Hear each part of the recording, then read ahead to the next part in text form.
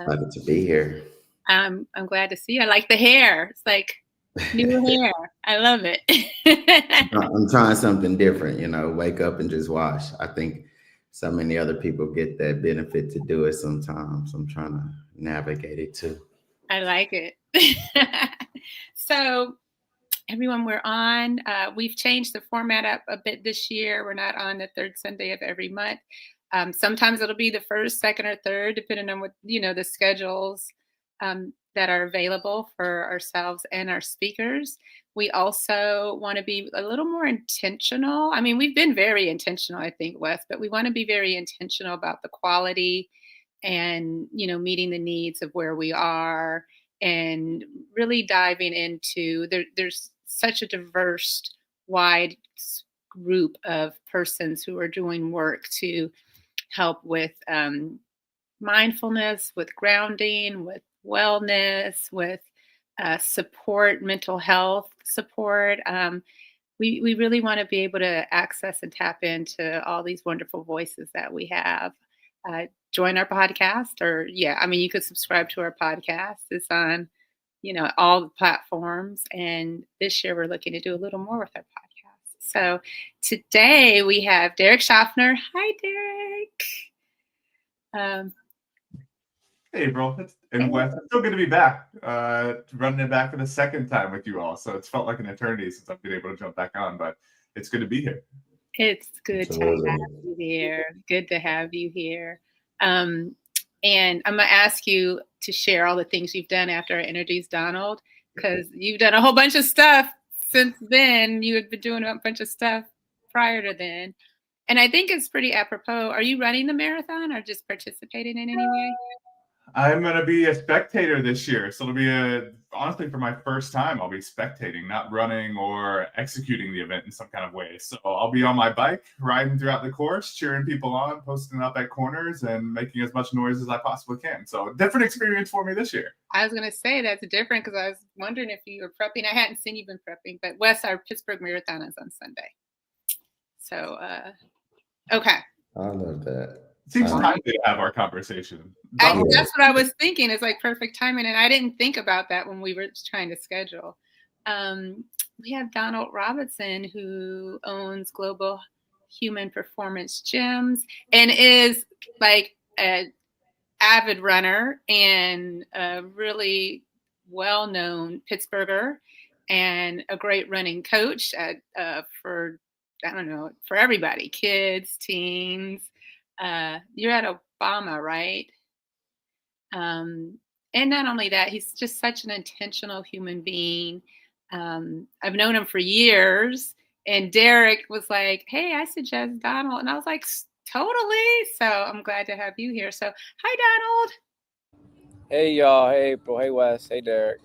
What's going on, people? And he is basking in the sun in Pittsburgh. Wes said it's raining in Kansas City, but here in Pittsburgh. Yeah, bittersweet, but my plants are gonna love it. So yeah, that's for sure. So Donald, why don't we dive into you and your experiences a bit, since you're the newbie on this group. 5 minutes maybe or less. Just tell us a little bit about yourself, your company, and anything you just want to share with us. Oh, okay, awesome. So, hey, like April mentioned, I'm Donald. I am known by people largely as Coach Donald. I coach many things. I've been doing strength conditioning and track and field coaching pretty concurrently for the last 12 years. I went to Slippery Rock University for undergrad. I ran track there for a couple of years. I was a 400-meter hurdler. I ran a bunch in high school. As we all know in life has its ups and downs and its challenges about how we grow up. And one of mine is for my childhood that kind of set the tone for a lot of life was being in foster care. And track was this centering piece for me that helped me handle the instability of living from place to place, going from school to school. So that became a very big passion point for me. And then, I went to school at Slippery Rock, University of Texas, studied exercise physiology, and then ended up building global human performance on the back of a lot of these experiences. I coached club track for 10 years for a team called River City Elite. I coached at Woodland Hills for 5 years. It's my third season at Obama Academy over in East Liberty, coaching sprints. I coach sprints, hurdles. I coach distance kids. I do all the strength work. Do a lot of things over there. And then, I like running, as it might be pretty obvious. Played ultimate frisbee for a time with the Thunderbirds, and that was like a great new outlet. And then now I've recently gotten into like running, like long distances, getting into triathlon, and a lot of these experiences have walked my business also through its own growth, because it went from like me trying to find this identity as like a lonesome coach to being able to build out a team and having this identity that has kind of evolved with my own growth in regards to like who we train, figuring out like how I work well best with clients, with other staff. So it's been a fun journey. I've only recently, in the last couple of years, as much as I've been coaching and competing and stuff, Dodge Chargers make a lot of noise. Chargers make a lot of noise. But I've only recently come to conclude and realize just how important physical activity actually is in my everyday life. And I know that's like, what are you talking about? Like, but I've kind of taken for granted for a long time, actually, how much it's centered to a lot of my relationships with people and my relationships with a lot of different spaces, because I'm busy. So can we go run together? Can we go lift together? Can we go do an activity? Becomes kind of a centering point with a lot of relationship dynamics. So it's been a fun journey, but that's the kind of physical activity aspect of me. I'm now shifting into questioning, do I want to keep doing endurance? Do I want to go be a power athlete? Did this powerlifting competition. It was a lot of fun. I was the weakest person there, but I hit PRs, which was also a really weird thing. I hit my best lifts, and I was not even close to even the middle. But it was an awesome experience. It's like, I want to do more of this. Good. Thank you for sharing all that. And we'll let Derrick introduce and talk, and, Wes is going to dive in. But, at Open Up, and with Wes's nonprofit is Disabled But Not Really, we center and focus. Well, we center those with disabilities, knowing that it serves a purpose for us all. We all have different abilities. We all have different disabilities. We're all human beings, period. And one of the reasons I wanted to have you both on is to share what fitness and wellness and accessibility to it looks like. And I really appreciate you, Donald, being so vulnerable and candid about like, hey, I was in foster care. I didn't have a sense of stability. This gave it to me. Like that makes my heart palpitate a little faster. I knew that story already, but that's what this is all about. Like, where can you find your grounding, your centering as a human being? And a lot of times being in nature, finding some type of wellness activity for yourself, it looks different, right? Is important. So thanks for sharing that. And I'll have Derrick jump in and share, like, when you were first here, I think, I can't remember where we were. Like, you were at Mecca, you were at CrossFit, you were doing your own thing. Now you're a director. Actually, and Derrick and Donald, West, just so you know, Derrick has a new position. I don't know if it's been a year or so at Community Forge. And Donald has been on the board of Community Forge, and his first gym was downstairs at Community Forge. I remember visiting. So there's Pittsburgh connections, and we're making national connections, because also Wes and Donald are both gym owners. So we could dive into that too. So Derrick, it's yours. Typical Pittsburgh fashion, there being connections in some kind of way, 1 to 2 degrees of separation there. It's felt like an eternity since I was first on with Natalie at that moment in time. So Natalie Mitchell. So man, it seems like an eternity ago. It has been. So much has changed since that time. But a little bit about me. I come from a long history. I'm an identical twin, and my identical twin and I were always just in recreation and athletics in some kind of way. Ever since we could run or walk, we were competing formally and informally against one another, and then leveraging the athletics background to cultivate even a further environment of athletics within that. So I started within that, working throughout high school, middle school, ever since I could, to compete in some kind of capacity, and also being in the outdoor recreation space as well. My brother and I are big recreationists at heart. Everything from fishing, camping, backpacking, hiking, you name it, rafting, something of within the recreation space every season. But from after college, I started to really leverage that as a form and as a mechanism for employment. In college, I walked on to be a preferred walk-on, play wide receiver at Western Carolina. I had reconstructed. Derrick, learn your info, folks. Have me back. I'll tell more about interesting stories about myself.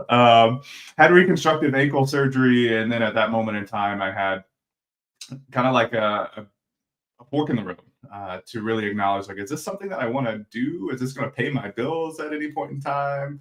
I'm an entrepreneur at heart and an economist at heart, so I always make those decisions based upon the realities of financial circumstances. And at that moment, I had a really quick recognition that no, it's not ever going to pay my bills. So why continue to put my body through the rigors of this all? So really at that moment in time, my relationship specifically to running, much like with Donald, changed. With playing recreation or playing high-level athletics and sports, running was always like a mechanism of like being in shape so that you could perform better. And I kind of took that the same in life, first and foremost. Like the more in shape and the better in shape that I am, the more I'm able to do life and to do it better. So I really continued to hold that relationship and started to just run casually at that moment in time, which I had never done really before in college, and just started running. Ran a lot of 5Ks, ran half marathons, full marathons, really fell in love with the sport as a truist at that moment in time in its purest form. Races were a mechanism to like highlight and show the things that I had accomplished through my training, but not really as a like I'm doing it to earn this medal or so on and so forth. It was more of a personal pursuit. So I continued to hold that through college, and then continued to work in the space at large.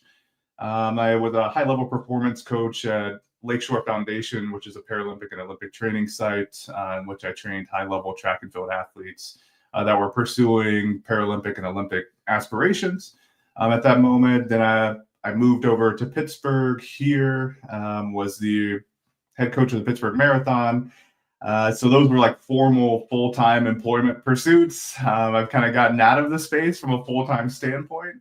So kudos to Donald and Wes for continuing to hold down the fort within the space there.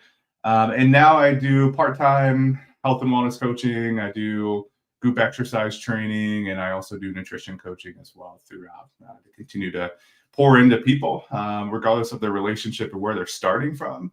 I want to help them inch closer to their goals and pursuits. So that's a little bit of what I do at this stage. Thank you, Derrick. I'm gonna let. Yeah, that was good, Derrick. Thanks for sharing, as well as you, Donald. Getting to know you guys' work is really good. Man, just to kind of piggyback on some of the stuff, or just go backwards a little bit. I wanted to acknowledge, Derrick, you saying you were a spectator this year of the race, and I think in my time when I was competing, and it's been a while, but I remember like the last year, instead of me competing, I went to like the competition I was always going to, and it was in Miami, and I said, you know what, I'm gonna just spectate this year, and I think it was it opened my eyes to like something bigger. You know what I mean? Because sometimes you're always, you're just always on the go. You're focused, you're dialed in. But when you get to cheer for your friends, your community, people that you've seen put in the same amount of work as you, it does something different. And it created like, it made the purpose matter even more of the work, and I always say, like, sometimes we get in these positions to have this knowledge and this skill set, but like you said, but then you go and put it into practice where you can help people where they are. And you also know how far they can go. You know, you've taken yourself to that level. But I just wanted to say, like, I commend you to just be on the sidelines and still be able to embrace that without having to go through that physical process. But it will still be something because I mean, I'm sure you're going to show up and show out. I think that's what we do for our folks. And then, like Donald, even for you, just kind of listening to um, the transparency of just kind of like your process and how things have worked for you, but also just the journey that it took for you to just get to where you are, and then the mindset that you have. And of course, you got a lot of accolades and things. I'm definitely here to the confidence there, and I love it, you know, because it sounds like you have went through something to get to where you are, and that's the it shows, you know, and then just sitting in the sun and stuff, you just like captivated all because it's like, yeah, today I'm just gonna sit out here and I'm gonna get the sun. I'm gonna tell y'all my truth, and you know, this is what it is. So I really, really like that. Yeah, I just wanted to make sure that I shared and created space for that because I think you guys are doing a lot within this realm. I actually, and I can kind of I've been an athlete for a while. I really don't like the title though, so I just like to be active. I like the lifestyle of the things, but I like to compete when I want to challenge, right? But I started off when and just if you don't know, Donna, so I've been paralyzed from the waist down for 13 years now. And so I went through a lot of health complications. So maybe my third year in, I got active. I was about 27. I had never been active a day in my life before. I was a really big guy and just, I was okay with being big. But the challenge that I took was to do 5 and 10K races. And it was something that was just, I don't know. I just wanted, that was the part of the community that I wanted to be a part of before I got into strength training and weightlifting and CrossFit and all the other things that I started doing. But it was the endurance and things in the community. You just seen so many people within that space, you know, rather they were walking, rolling, you know, running. So just kind of hearing like you guys navigating these spaces that I know that I've even started to want to get back to. I actually just side note, I'm doing a challenge with my nonprofit, a mile a day in May. And our goal is to really raise awareness for people that have mobility issues, but really want to push themselves. And no matter how far it takes you to get to that mile, I'm just challenging you to do it each and every day to just for yourself, but then to let everyone know that you can do it regardless. And so I think this conversation really helps. Like, yeah, it just kind of feeds my soul a little bit more to know like this intention, as April was talking about just earlier. When you're intentional, you start to see signs of validation, you know? And so, yeah. That's awesome, Wes. It's something hit me while you were talking. I'm like, we're Black people sitting here talking about the mountains and wellness and health, and this to me isn't publicized a lot unless they're like athletes, you know. And it's like we're everyday people. I mean, everyone here is special, but it's like a part of just who we are. And when I lived in Atlanta for 12 years, that's when I did a lot of 5K and 10Ks, like the Peachtree and all of that. It was beautiful to see reflections of myself. Like I'd get up at 6 a.m. and run around Stone Mountain. And if you could run around that twice, I'm ready to do a half marathon, you know. And then, you know, Pittsburgh's been different. I've done the marathon, I think once or twice, not the full marathon. I'm not a full marathon girly, but you know, the half marathon. But it's been interesting transitioning to the Pittsburgh space because even in LA, there's just so much diversity. I was just so used to seeing everyone from all over the world. Atlanta, everyone from all over the world, you know.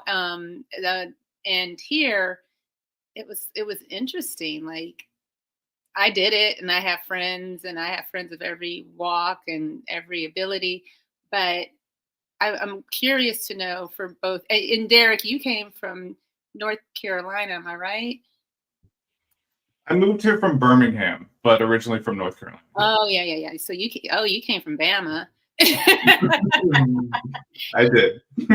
Yeah, and Donald, you've always been here. So how has it been navigating spaces? Have you been able to come away with I know you've come away with knowledges, but what have been the challenges of doing wellness wherever, Birmingham, Pittsburgh, Kansas City? Like, what challenges have you faced? Not physical challenges, but mental, emotional, community challenges. Have you faced them? Donald, you want to chime in? So I think there was this college period, right? And college is its weird world that's like a quasi world. It's like a little world of itself when you go to college, right? And because it's not the real world, and it's not like high school either. It's its own beast. And living in Slippery Rock for those 4 years for undergrad, and kind of only coming to Pittsburgh for like breaks, so I'd always spending like some of those summers away. And then even going into like living in Austin, Texas, like in this other part of coming of age for grad school for 2 years, like and living in the world of Texas, and then coming back to Pittsburgh, it was like a refresh, because by the time I was 24, I wasn't the same as I was at 18 from a lot of the experiences that happened over those 6 years. On top of just the fact that I was 6 years older, so there's that maturity of like interest and things like that. That all said, there was this big challenge in kind of navigating friendship's identity. There was, there were certain things that, like when I went to Penn Hills, Woody High, Oliver, Wilkinsburg, that were not of interest to me and the friends I hung out with at 16, 17, 18. That whenever I was living far away from here, that I kind of opened myself up to. And a lot of it was similar to what Derrick had mentioned earlier, like doing like outdoorsy stuff was not something I was into when I was in high school. And even like the types of people I hung out with through college, like I was our Black Action Society president for 2 years. So my social circle was very much Black African American people. But when I went to Austin, like I mean, I still hung out with a lot of people like that, but I expanded a lot more because I had these interests in travel and wanted to like meet people from different cultures. And there were a lot of multicultural people at Slippery Rock. I didn't care at the time. But when I moved to Austin, like I had this big awakening and this interest. And there was like, I like to joke with my friends, the multicultural Donald, part of this personality like grew, that I really enjoyed, and like the openness to just try things. I loved being in spaces where I didn't know anybody, because in high school and in undergrad, I knew people everywhere. And then moving back to Pittsburgh was odd, because I traveled to like a fair amount of countries to have only in that like 3 year spirit period of time between my senior year and moving back. I had met all sorts of people, and then I came back, and one of the challenges was like navigating friendships, because like the people I hung out with in high school, they were different people now. I was a different person. My interests had changed, and even from the like my friends in college, that was like this part that I think is a part of a lot of 20-year-olds kind of struggle as you go through your late 20s, late 20s. But that became difficult in regards to the feeling of enjoying being home due to the familiarity and the ease at which I could revert back to like old mindsets and activities that I didn't really want to do, but they were really accessible and easy to kind of get into, and a lot higher. It felt like a lot more inertia to be intentional about staying the way, not staying the way I was in Texas, but there was a certain part of me from Texas that I really wanted to stay with, that I had to try harder to do when I moved back here.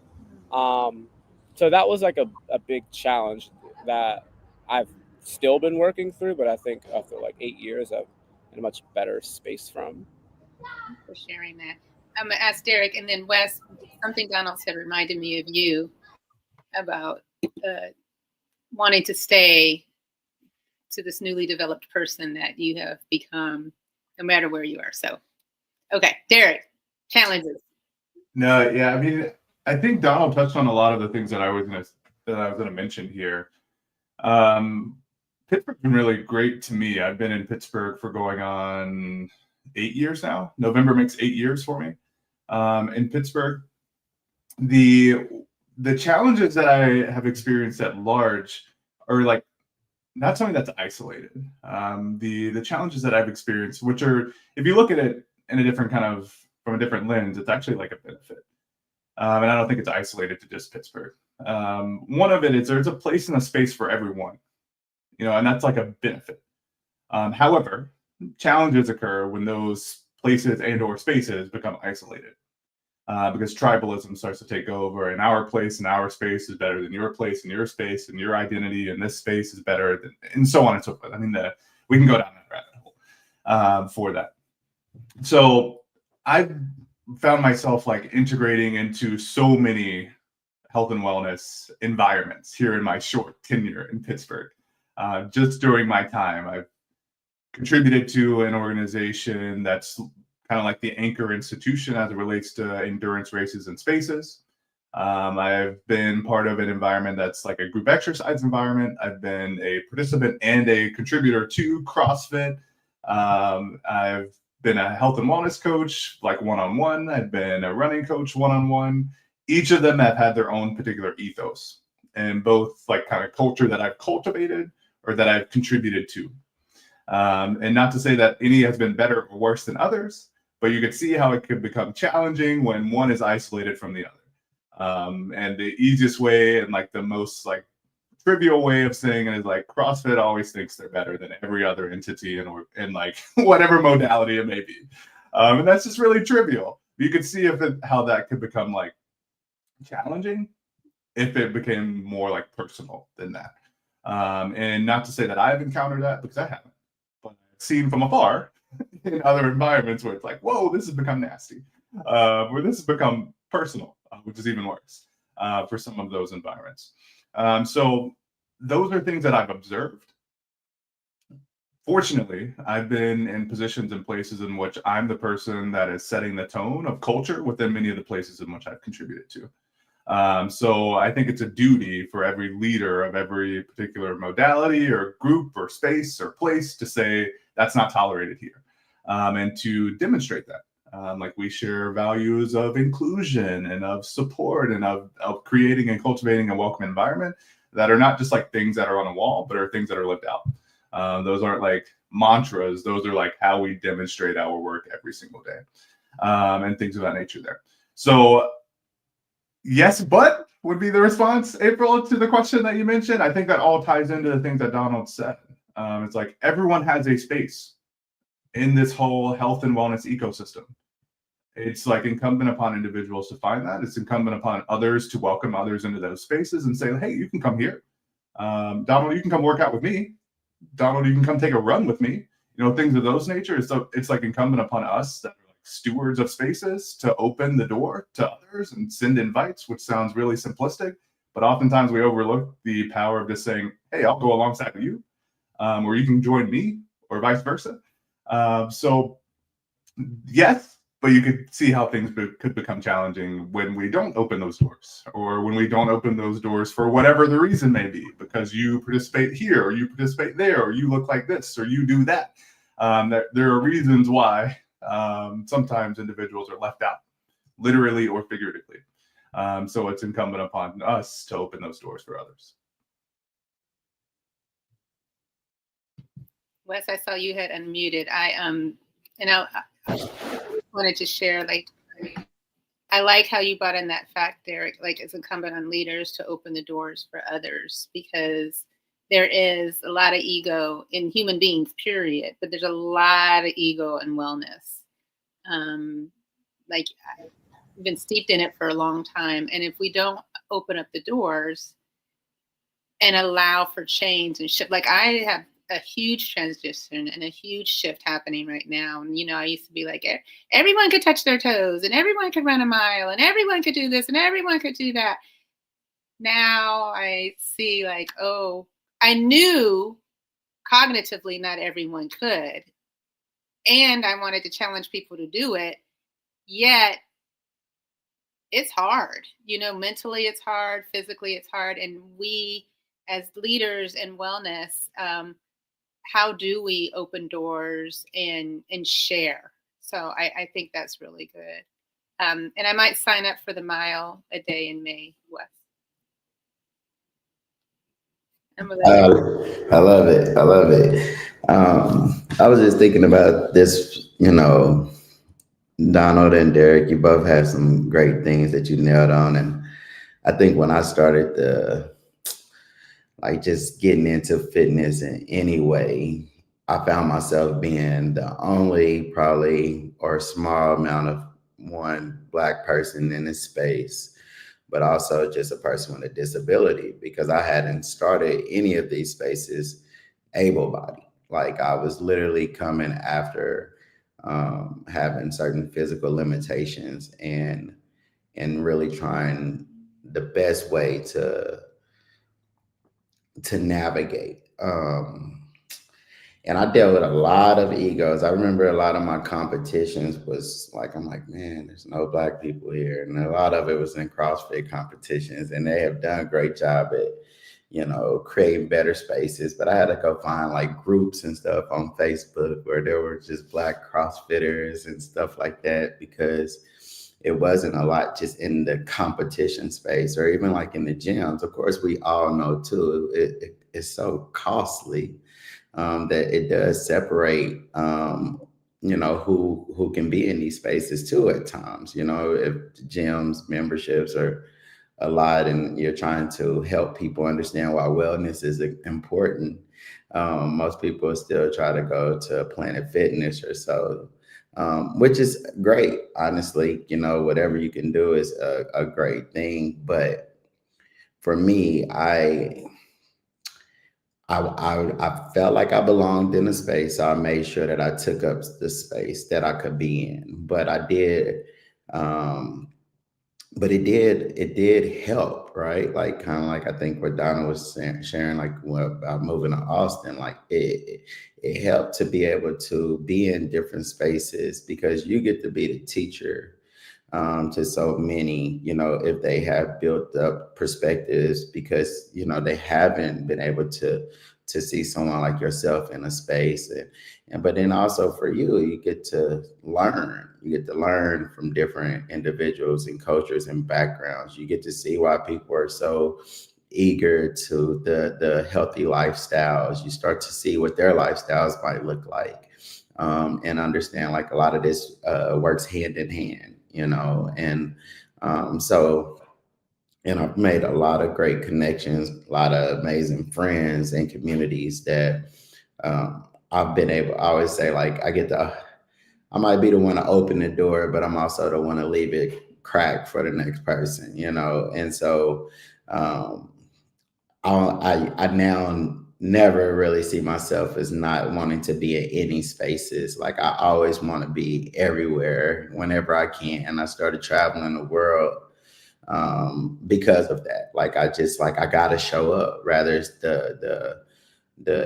the wheelchair or these big arms that I'm carrying around with me every day, where it just shifts perspective. So like, man, that dude is strong. Like, I really love the perspective that I give out to people. You probably won't see me without a smile on my face when I'm out and I'm navigating, but I really like, it could be just the sun is beaming on me. I could just be in a good space. And I know we were talking about nature and things, and I do a lot of trying to ground myself in just nature and what the earth gives me, to understand like we're just such a small part of this huge ecosystem that we call the world and life.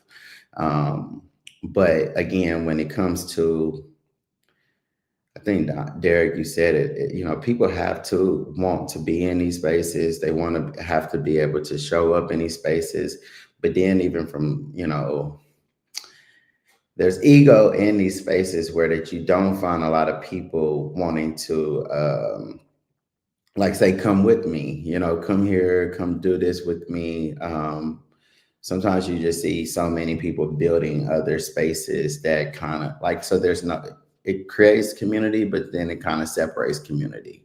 I always look at like, yeah, it's cool to have a gym on every corner, but it would be cool if you could collectively put your visions and thoughts together and create a larger community, instead of kind of creating separation, and I see a lot of that happening just in fitness communities because everyone sees a great idea and everyone wants to do it, but then you sometimes you leave people out, that could really benefit from something or just community. I think that is, at least for me, I'm learning more and more that even through fitness and wellness, whether you're running or you're doing strength training, there's such power in community. There's power in bringing, for me, like I have a space where we bring in different trainers and they do a lot of private training, but there's never not a time where you like passing,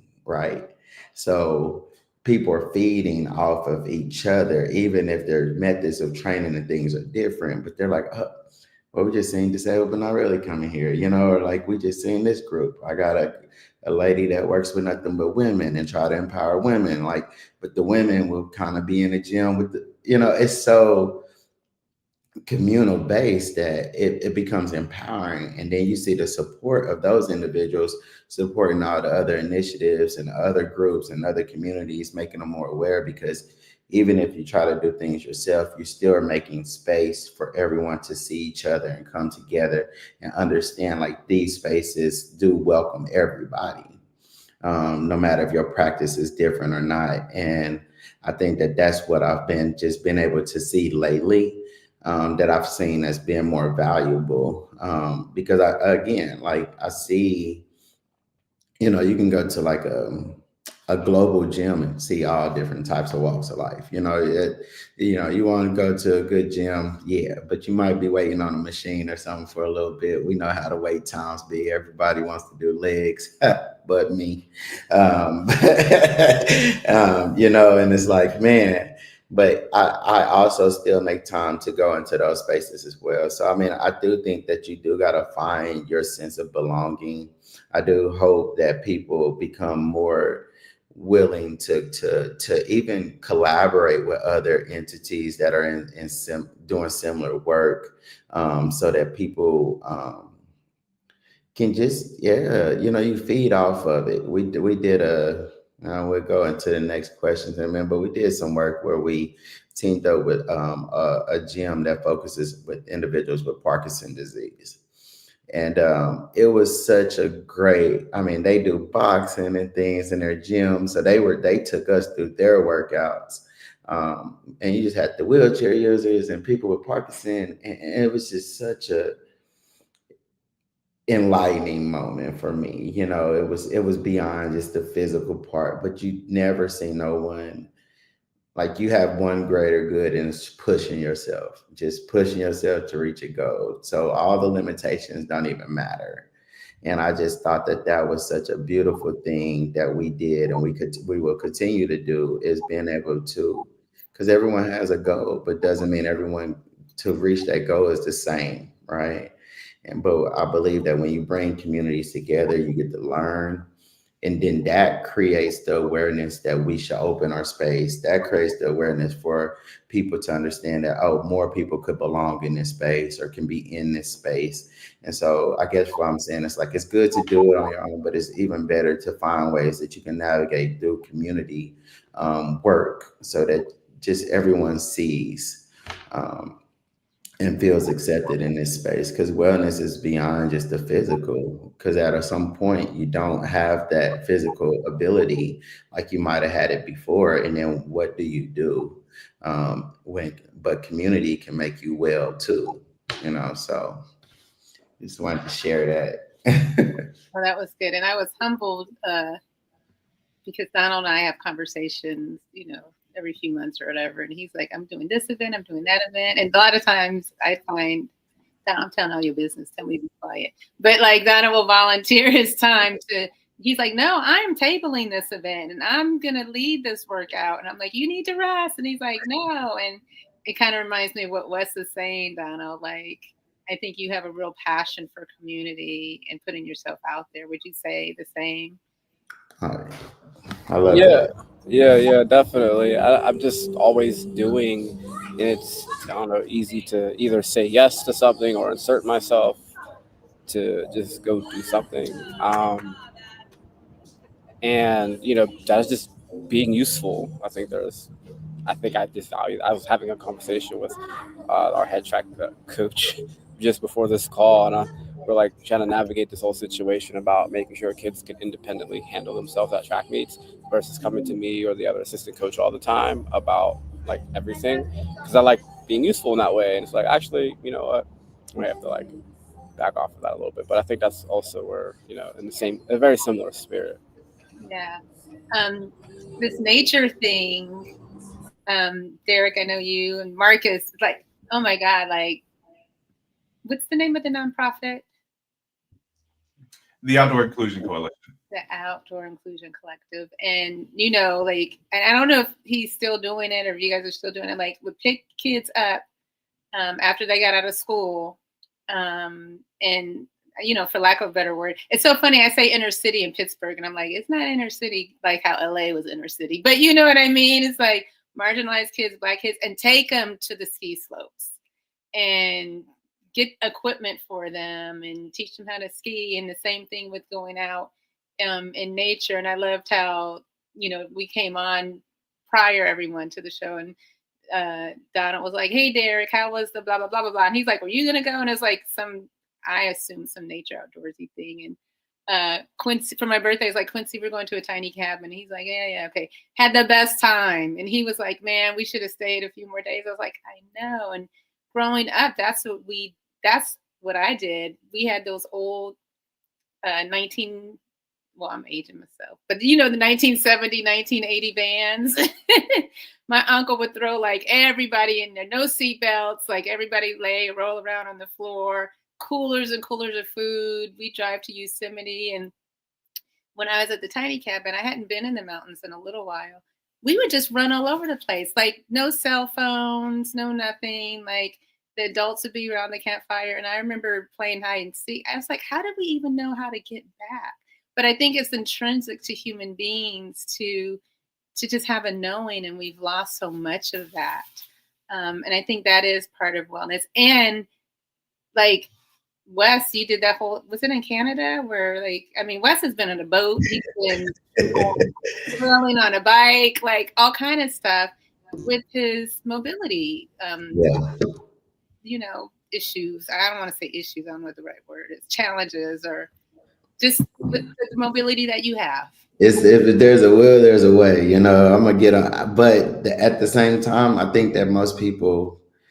Thanks for sharing that, April. Like, I've done some mountain biking in the forest out in Canada. I've done I done hopped in tiny boats in Colombia. Like, I just came back from Peru. Like, and a lot of time, and like I pushed.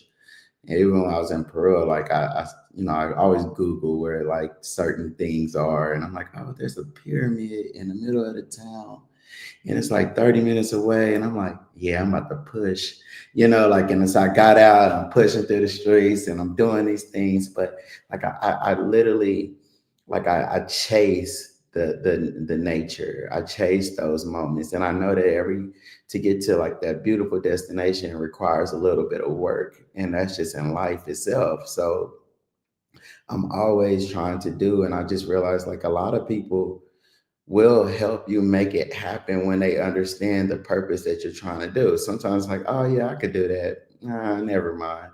I'm never the person to say never mind. I'm like, yes, we're going to do it. Who's going to help? And I can help you too.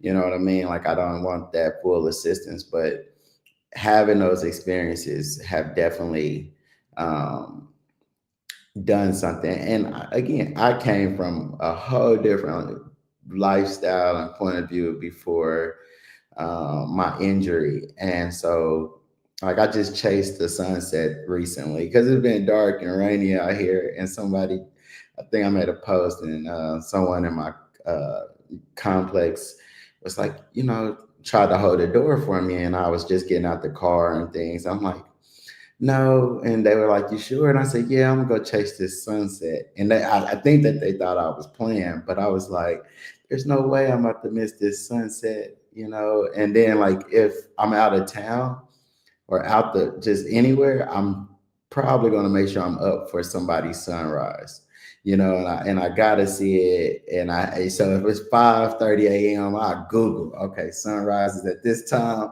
I make sure I'm at the top at the hotel on a rooftop or something. Like, I have to see it and I have to be able to embrace it.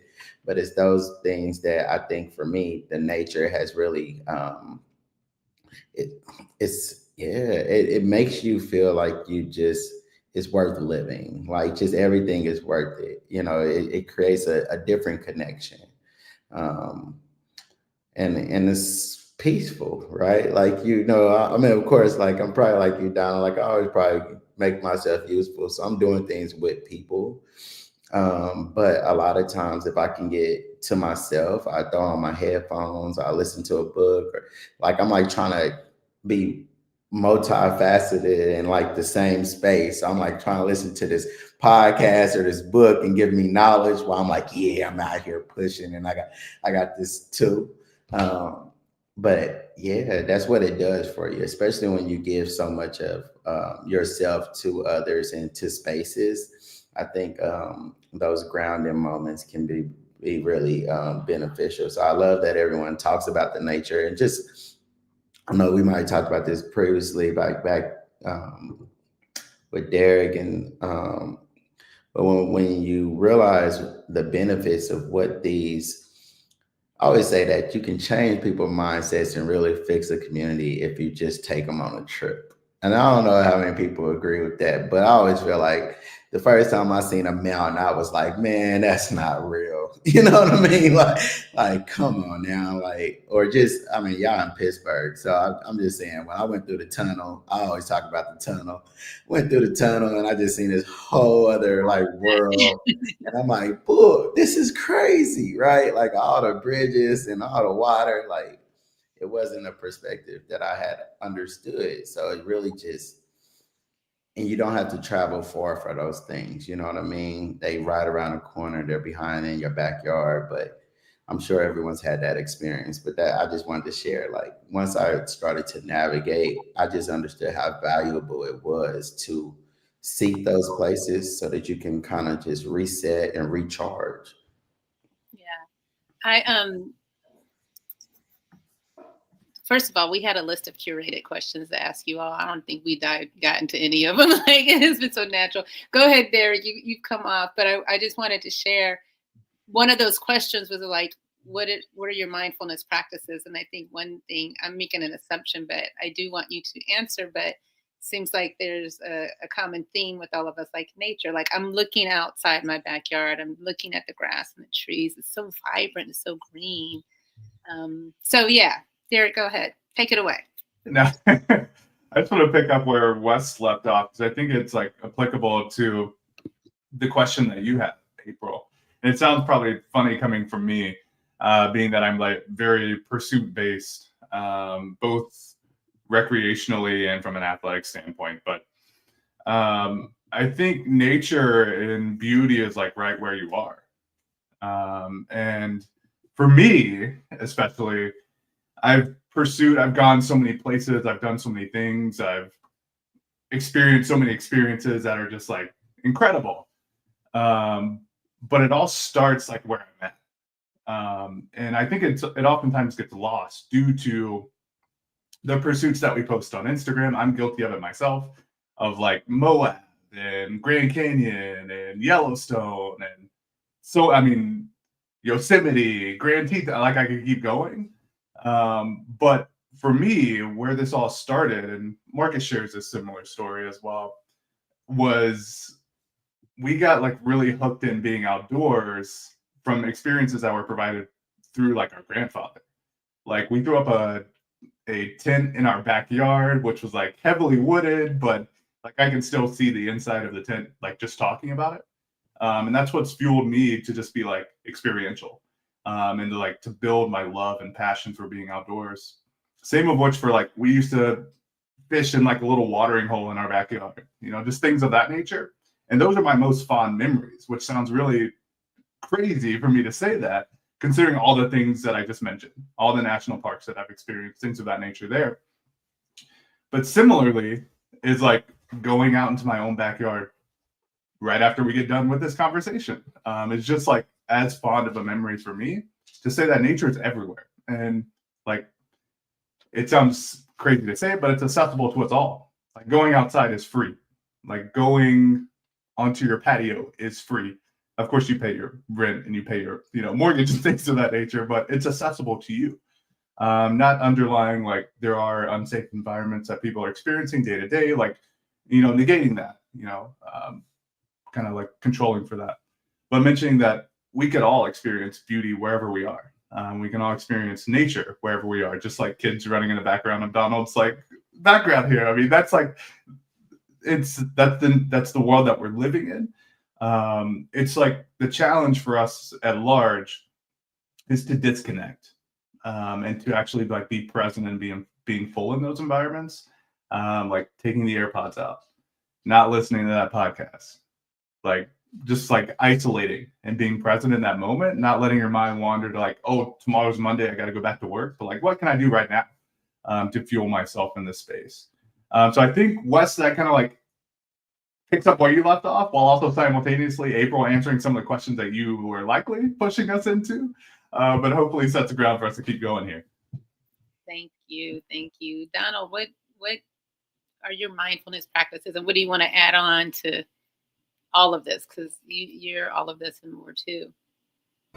I think a lot of my practice really goes into like how I handle my battery.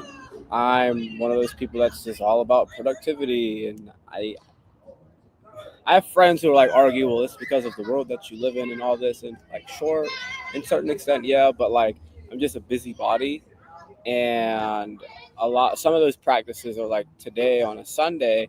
Something I've been like trying to be more stern about is being very active, like passively active on my Sunday, where instead of just like lounging in the house watching a show, or even just lounging in the house and reading a book, which like is refreshing, but I understand myself, I'm not that much of a homebody. So especially now that the weather's a little better, like I go out and I'm going to go read somewhere, like can I just take my time to not be really on my phone? Either I'll turn the phone off, or I just am in a good headspace to not use it very much, and I'll go ride around and go read somewhere. I'll go ride to a little coffee shop and like sit and eat. I'm in a busy state where I have to work a lot, and so I'm basically doing some form of productive, like I'm working on something that I have to do, regardless if it's for the gym or for my track team or from another contract, every day. So it's a matter of, well, how can I like structure my Sunday in a way where I'm not doing too much of that, and I'm doing parts of it that are really fun, or like maybe some of it's like the personal professional development of reading and writing and doing that sort of like studying, so to say, that sets up for the rest of the week or some of that. So being able to like curate my Sunday very intentionally has been something really good. And that's been something I've been trying to work on for like months, if not like a couple of years, that I've been really unsure how to handle, because sometimes I really do just want to like lounge, and sometimes that is the answer, but that's usually Saturday's answer. Actually, Sunday, I'm actually very energetic on Sundays, and like I feel like if I stay in the house or I'm too low key, I stifle it. So that's a big practice. Obviously, there's the whole exercise part. I try to eat very consistently. I have like a meal prep that I get because I just really don't have time to cook, and so I try to eat pretty consistent foods all the time. I'm trying to like reduce decision fatigue about certain things that where I have a lot of the same types of clothes. I have a lot of obviously workout clothes. I like bought clothes that I wore because I said when I turned 33, I was like, I'm gonna start dressing like a grown man. So I got like chinos, and I got like nice shoes and some nice shirts, and like I have certain days of the week where I'm going to just wear that stuff to live that out. And obviously there's the whole sleep part, but like those are like, I don't want to trivialize them, but those are the things that we should generally always be doing as far as getting our exercise, getting good sleep, eating really well. But I think kind of to that bandwidth part, how can I reduce my decision fatigue as far as like clothing, as far as food goes, and even with regards to the diversity of like where I'm going to work from a day-to-day basis. Because like, sure, I do certain days in the gym, but I've learned my energy flow. Certain days of the week, I'm not working in the gym. Certain days of the week, I'm going to work in this other space. And then, curating how can I live a really intentional weekend that's not overwhelming, and starting to feel like I've found something that works, at least for this current season. Thanks for sharing all that, Donald. It's like, once again, Wes, it's like we go an hour and we're like, oh my God, the time is done. What were you gonna say, Wes?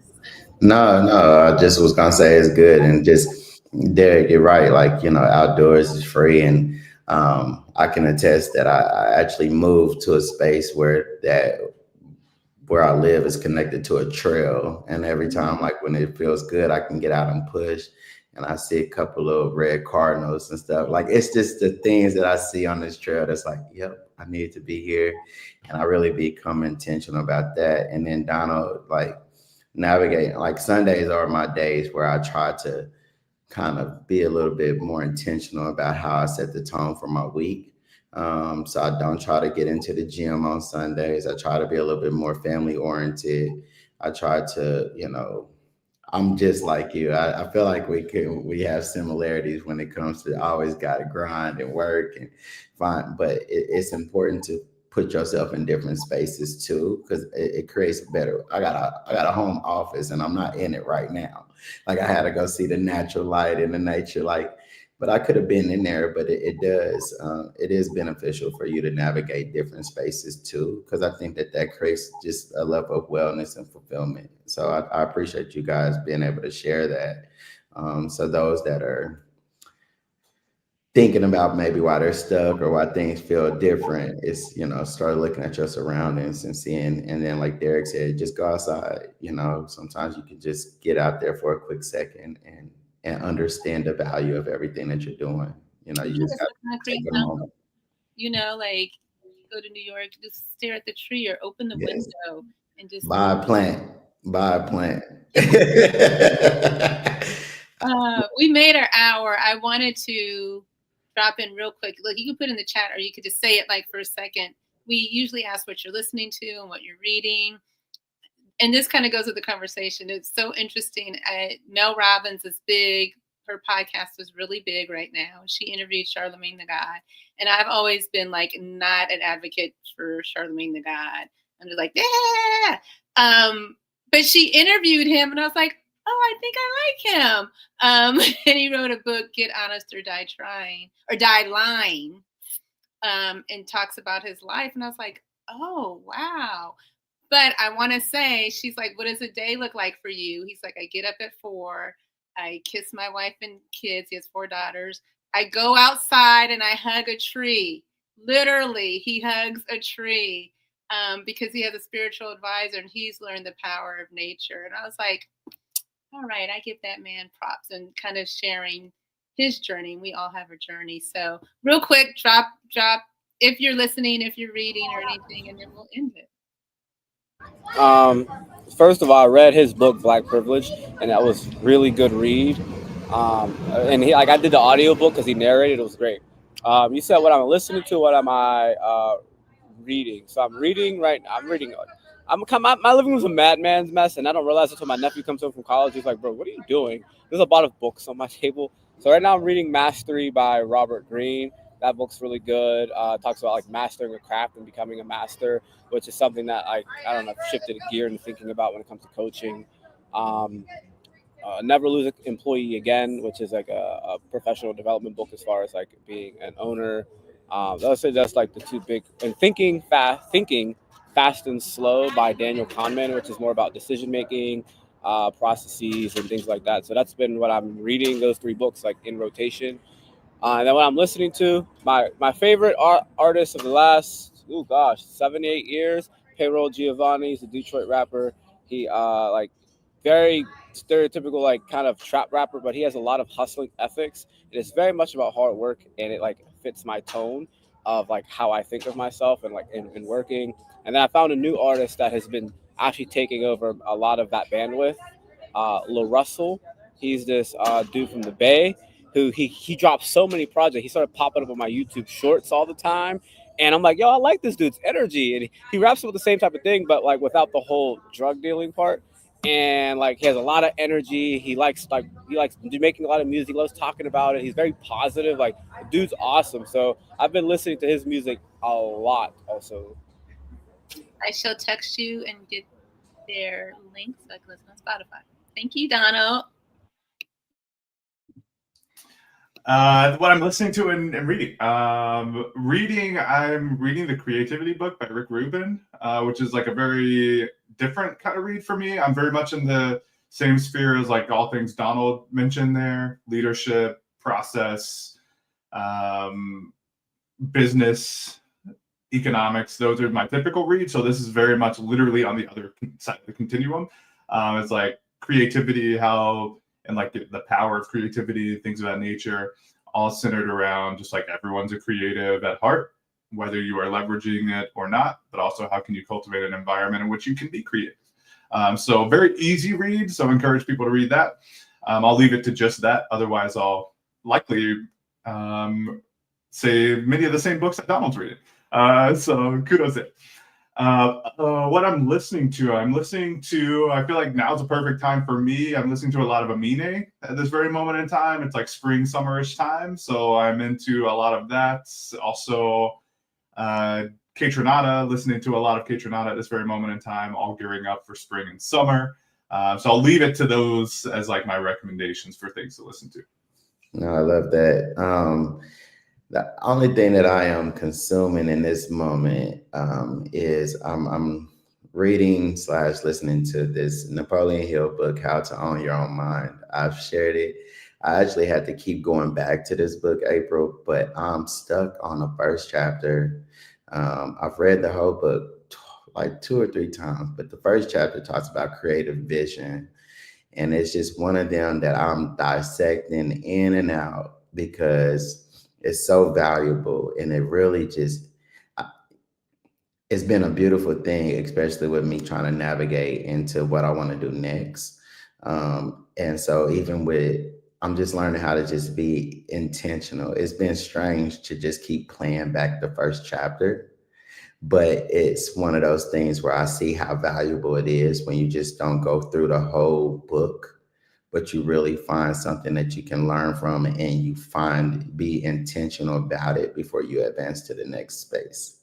And so that's what's been helping me, and it's been valuable. But I just used one of my credits for that mastery book, Donald. So thanks for sharing it. And then we'll share all these other books with everyone that's watching as well, and as well in our newsletter. So make sure that you are tapped into those our network so that you can get our newsletter, and we can kind of keep you guys updated on all of this content. Yeah, and creativity. I'm not going to keep us on. There's a book called Imagination by Rua Benjamin. She's a professor at Princeton, and she talks about this expansive imagination and how it's done great things, and it does great things for us as human beings. And it has done bad things. Like people imagined like, oh, Black people are less than. So they went with that imagination and were able to quote unquote prove it, even falsely. But there's a guy who teaches art in the prisons, and he said like 85% of the prisoners were incredibly creative. They were incredible artists. And the theory that he came up with is that there's no true way to make money, Derrick, as you were saying and what you were doing. There's no true way to make money being a creative in this world. And so a lot of those persons who are doing that, quote unquote, fail, and they end up in the prison systems. So I think that's a theme that we've shared too. Be creative, create a sense of belonging, and you leaders in wellness create a sense of belonging for everyone. And get out in nature, hug a tree, ride a trail, walk, get wheeled, get pushed, do whatever you can. Thank you both for joining us today. This has been like refreshing for me. I hope it's filled your spirits as well. yeah, thank you for having us. This was a lot of fun, and it was good to hear about Wes and Derrick's stories and kind of their activities and flows. I hope we continuously stay connected. We shall. We will. We're trying to get Wes out here. Wes, I don't know if we told you in August or September open up something. Just hold the rain. Yeah, he came out here a couple of years ago for the disability parade or celebration. We were caught in a torrential downpour, and I'm not exaggerating. Signs are flying past us, literally. Yeah, I don't know how. It was the craziest experience ever. But at least going through a tunnel. Going through a tunnel was the highlight of my trip. Okay. All right. Enjoy the sun out here. Enjoy the rain. May it nourish your plants. And blessings come down in the rain, they say, Wes. Absolutely. All Thank right. you, everybody, for joining us and being a part of this. And yes, till the next time. Ciao, people.